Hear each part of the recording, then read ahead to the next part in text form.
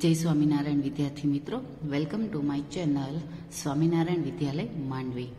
Today's subject is English and topic for standard 10 supplementary reading read 11 सोचो scientifically. Scientifically यानी के विचारो, सोचो करवू यानी के विचारो वैज्ञानिक रीते। तो आज आपणे वैज्ञानिक रीते विचारीने आ पाठनो अभ्यास करवा जई रह्या छे। तो चलो विद्यार्थी मित्रों, आपणे आ पाठनो अभ्यास करीए।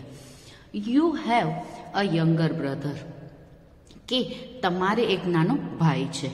ही becomes upset when he Mrs afternoon nap. Nap यानी के अ शॉर्ट स्लीप, यानी के तेने बपोरे ऊंघवा न मळे तो ते केवो थई जाय छे, अपसेट यानी के अस्वस्थ थई जाय छे। You want to find out what is different in his behaviour on those day, के ते दिवसे तेना वर्तन में केवुं परिवर्तन आवे छे ते तमे शोधी काढवा मांगो छो। Let's use the step of scientific method to see how you could find the answer, के तमे तेनो जवाब केवी रीते मेळवी शको छो ते जाणवा माटे आपणे वैज्ञानिक पद्धतिनो शुं करीए, तबक्कावार स्टेप ऑफ साइंटिफिक यानी के वैज्ञानिक पद्धतिनो तबक्कावार उपयोग करीए। फर्स्ट, आस्क अ क्वेश्चन यानी कि प्रश्न पूछो। How does my little brother act differently when he Mrs his afternoon nap. Nap यानी कि विद्यार्थी मित्रों पाछू याद देवड़ाई दो, अ शॉर्ट स्लीप यानी कि ज्यारे एने ऊंघवा न मळे त्यारे, बपोरनी ऊंघ न थाय त्यारे। मारो नानो भाई बपोरनी ऊंघ गुमावे छे त्यारे तेना वर्तનમાં शो फेरफार थाय छे। आपणे एवो प्रश्न पूछવાનો छे। सेकंड वन, गेधर इन्फॉर्मेशन अबाउट ध क्वेश्चन। आ प्रश्न विશે माहिती एकठी करो। Watch your brother on days when he takes a nap and on those when he misses his nap। यानी कि जे दिवसों तमारो भाई बपोरे ऊंघे छे અને જે દિવસે તે ઊંઘ્યો નથી હોતું તેનું શું કરવાનું છે, આપણે નિરીક્ષણ કરવાનું છે। Ask your parents or brothers or sisters how he act differently। તેના વર્તનમાં શા ફેરફારો થાય છે તેના વિશે તમારા માતા પિતા, ભાઈઓ કે બહેનોને પૂછો। ફોર્મ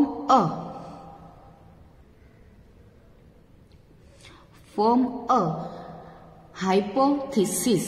हाइपोथेसिस यानी के तार्किक धारणा अथवा तो पूर्व सिद्धांत। तार्किक धारणा बांधो, फॉर्म करू यानी के बांधू। तो आपणे शुं करवानुं छे, एनी तार्किक धारणा बांधवानी छे। My little ब्रधर has a less patience in the evening on those days when he misses his nap than on days he takes a nap। मारो नानो भाई जे दिवसोमां बपोरे ऊंघले छे तेनी सरखामणीमां ते जे दिवसोमां ऊंघवानुं चूके छे, यानी के शुं करे छे, चूके छे, ते दिवसोमां सांजना तेनामां शुं नथी होती, लेस पेशेंस यानी के तेनामां धीरज खूटी जाय छे, यानी के धीरजनो अभाव आवी जाय छे एवुं तर्क काढवामां आवे छे। टेस्ट ध हाइपोथेसिस यानी के शू करवानुं छे, तमारे तार्किक अनुमाननी कसोटी करो। Perhaps you have noticed means observed that on some evenings your little brother will work for a long time putting the piece of a puzzle together. તમે કદાચ જોયું હશે, ઓબ્ઝર્વ કર્યું यानी કે નિરીક્ષણ કર્યું હશે। ધેટ ઓન સમ ઇવનિંગ્સ यानी કે કેટલીક સાંજે, યોર લિટલ બ્રધર यानी કે સાંજે કોયડાઓમાં ઘટક યોગ્ય રીતે ગોઠવવામાં તમારો નાનો ભાઈ શું કરે છે, લોંગ ટાઈમ यानी કે લાંબા સમય સુધી કામ કરશે। Other times he gets mad यानी કે angry at the puzzles and throws the pieces across the room। बीजा कोई समय ते कोयड़ा पर गुस्से थईने घटको रूम में चारे बाजू शुं करी देशे, वेरी देशे, यानी के शुं करीने, मेड मीन्स एंग्री। फर्स्ट यानी के ए, pick 5 days when your brother takes a nap, के एवा 5 दिवसों पसंद करो કે જેમાં તમારા ભાઈ બપોરે ઊંઘ લીધી છે. After dinner on those days give him a puzzle to put together. એ દિવસોમાં તેને રાત્રે જમ્યા પછી કોયડાના ઘટકો ગોઠવવા આપો. ક્યારે આપવાના છે? આફ્ટર ડિનર, યાની કે આપણે જમ્યા પછી અને કોયડાના ઘટક ગોઠવવા આપો. Count how many pieces he uses before giving up. Giving up કરવું યાની કે લેવું, યાની કે છોડી દેવું, લિવિંગ કરી દેવું. કામ પડતું મૂકતા પહેલા તે કેટલા ઘટકોનો ઉપયોગ કરે છે તે ગણી લો. આપણે શું કરવાનું છે? કાઉન્ટિંગ કરવાનું છે. બી, pick 5 days when your brother misses his nap. એવા 5 દિવસો પસંદ કરો કે જ્યારે તમારા ભાઈ બપોરની ઊંઘ ચૂક્યો છે. After dinner on those days give him a puzzle to put together. એ દિવસોમાં રાત્રે જમ્યા પછી તેના કોયડાના ઘટકો ગોઠવવા આપો. Count how many pieces he uses before giving up. કે કામ પડતું મૂકતા પહેલા તે કેટલા ઘટકોનો ઉપયોગ કરે છે તે ગણી લ્યો. ઓબ્ઝર્વેશન યાની કે નિરીક્ષણ. ઇન બોથ કેસીસ યાની કે બંને પરિસ્થિતિમાં he uses almost the same number of pieces. તે લગભગ સરખી સંખ્યામાં ઘટકોનો શું કરે છે? ઉપયોગ કરે છે. રિઝલ્ટ, પરિણામ. ધ હાઇપોથિસિસ યાની કે તાર્કિક ધારણા.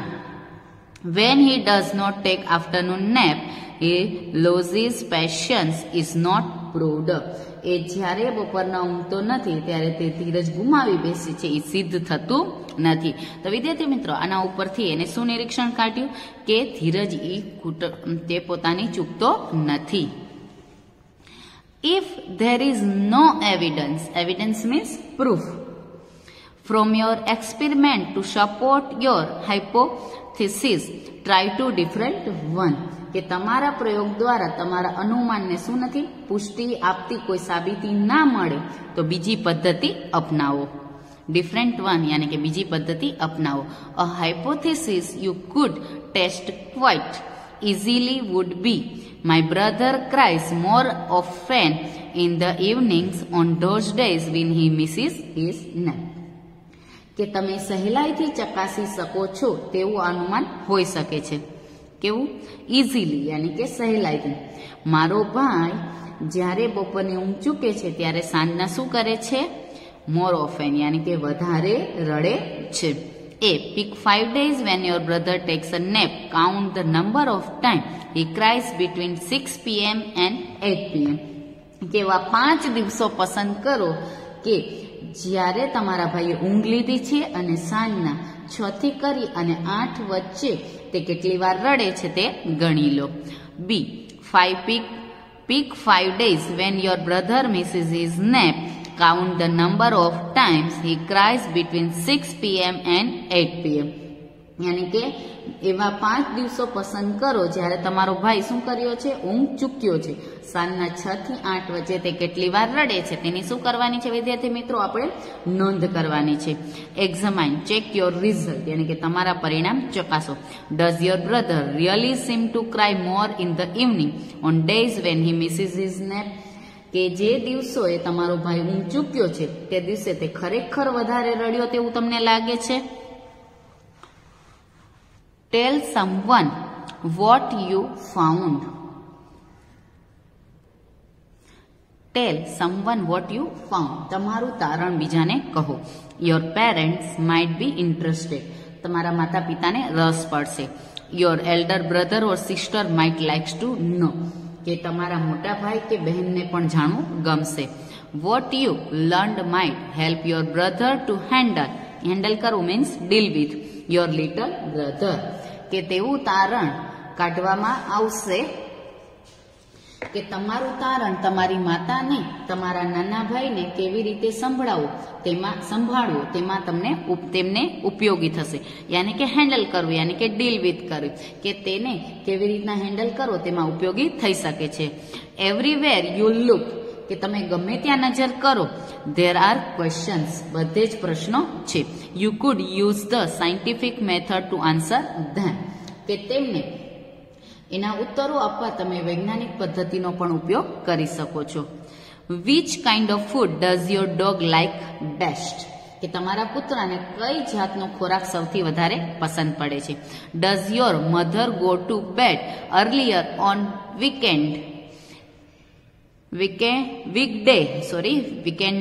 વીકડે nights or on weekend nights. યાની કે તમારી માતા સપ્તાહ યાની કે સોમથી શુક્ર દરમિયાન રાત્રે વહેલી સૂઈ જાય છે કે શનિ રવિ વીકેન્ડ યાની કે શનિ રવિ રાત્રે વહેલી સૂવે છે. Do you eat more food on days when you go to school or on days when you stay home? કે તમે તમારા શાળાએ જવાના દિવસોએ વધારે પડતું ખાઓ છો કે ઘરે રહીને તમે વધારે ખોરાક લ્યો છો. Does your father drives the car or ride the bike more on weekdays or on weekends? કે તમે તમારા પિતા કાર કે બાઇક સપ્તાહ યાની કે સોમથી શુક્ર દરમિયાન દિવસોમાં વધારે ચલાવે છે કે શનિ રવિના દિવસોમાં વધારે ચલાવે છે. Do dishes really get cleaner if you wash them in hot water instead of cold water? કે થાળીઓ ઠંડા પાણીથી ધોવા કરતા ગરમ પાણીથી ધોવાથી ખરેખર વધારે સારી સાફ થાય છે. Is your older sister more likely to help you if you say please? જો તમે પ્લીઝ કહો તો તમારી મોટી બહેન તમને મદદ કરશે તેવી શક્યતા વધુ છે. તો વિદ્યાર્થી મિત્રો, આ શું હતા? આપણે એને સાયન્ટિફિક રીતના પદ્ધતિનો ઉપયોગ કરીને પ્રશ્ન પૂછવા માટેની પદ્ધતિ હતી. There are thousands of questions you can ask and answer. તમે પૂછી શકો અને જવાબ આપી શકો તેવા હજારો પ્રશ્ન છે. You might learn some surprising things. તમે કદાચ આશ્ચર્યજનક વાતો શીખી શકો. You might learn something your parents or teachers didn't know. તમારા માતા પિતા કે શિક્ષક ન જાણતા હોય તેવું પણ શીખી શકો.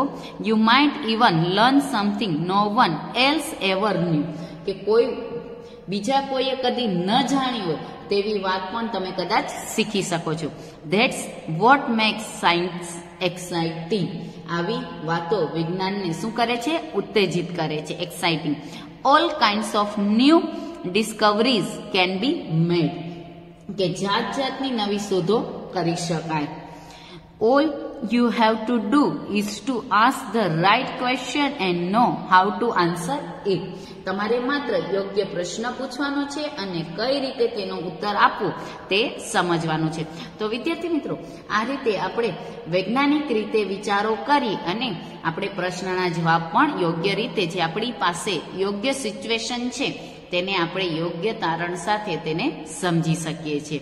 જે આ વિડીયોમાં મેં સમજાવવાનો પ્રયત્ન કર્યો છે, જે તમે યોગ્ય રીતના સમજી શકશો અને તેમાં આવતા હાર્ડવર્ડ્સ અને તેના મિનિંગને તમે ઓબ્ઝર્વ કર્યા હશે, યાની કે નિરીક્ષણ કર્યા હશે, જેના દ્વારા તમે યોગ્ય રીતે તેનો નિયરેસ્ટ મિનિંગ પણ જવાબમાં લખી શકશો. Thank you.